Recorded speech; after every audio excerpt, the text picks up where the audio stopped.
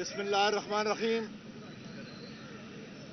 محسن نقوی کو جو ایک سرٹیفائیڈ ڈکیت ہے، کرمنل ہے،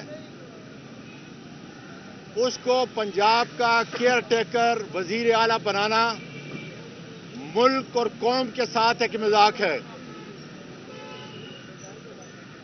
میں قوم کے مقتدر اداروں کو کہنا چاہتا ہوں کہ اس وقت سارے ادارے مردہ ہیں، ختم ہیں۔ دو چیزوں سے وہ ادارے پاکستان کے ان میں دوبارہ زندگی حاصل ہو سکتی ہونے اٹھ سکتے ہیں۔ ایک کہ حضرت اسرافیل علیہ السلام سور پھونکیں اور وہ ان کا احتساب ہو، اور دوسرا جو انتہائی ضروری ہے، جو میں پوری قوم کو سنانا چاہتا ہوں، کہ ہماری نئی اکثری قیادت قانون اور آئین کے تابع ہو جائے، اپنے اکثری اداروں کو قانون کے تابع کر دے، تو میں یقین سے کہہ سکتا ہوں کہ ملک میں خوشحالی آ جائے گی، ہم ترقی کی جانب چل پڑیں گے، اور یہ میرا ملک دوبارہ زندہ ہو جائے گا۔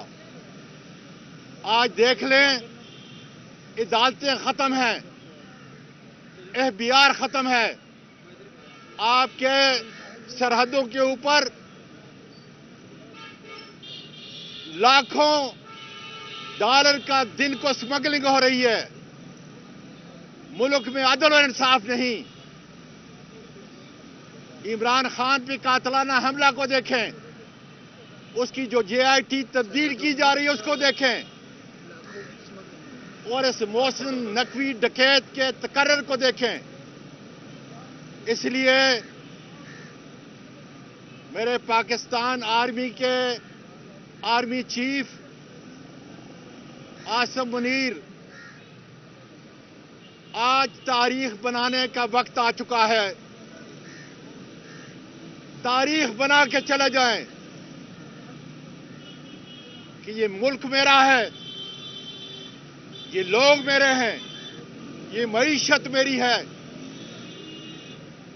اور یقین کریں اس وقت تک ملک نہیں بن سکتا جب تک آپ اپنے اکثری قیادت کو،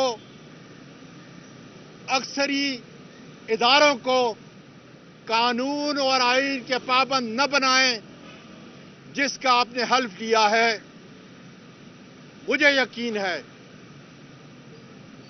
کہ میری یہ بات صداقت پر مبنی، یہ بات آپ کے دل کو لگے گی، اس لیے کہ یہ میرا ملک ہے۔ اس کو نہ 5-6 لاکھ میرے بہادر جوان آرمی کے بچا سکتے ہیں، نہ میرا جوہری طاقت اس کو بچا سکتا ہے۔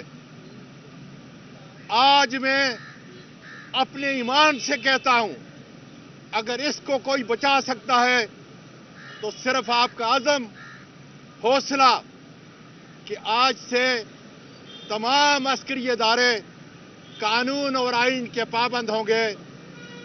اللہ تعالیٰ میری اس بات پر آپ کو عمل کرنے کی توفیق عطا فرمائے، تاکہ ہم مل کر اس پاکستان کو ایک زبردست ملک بنائیں۔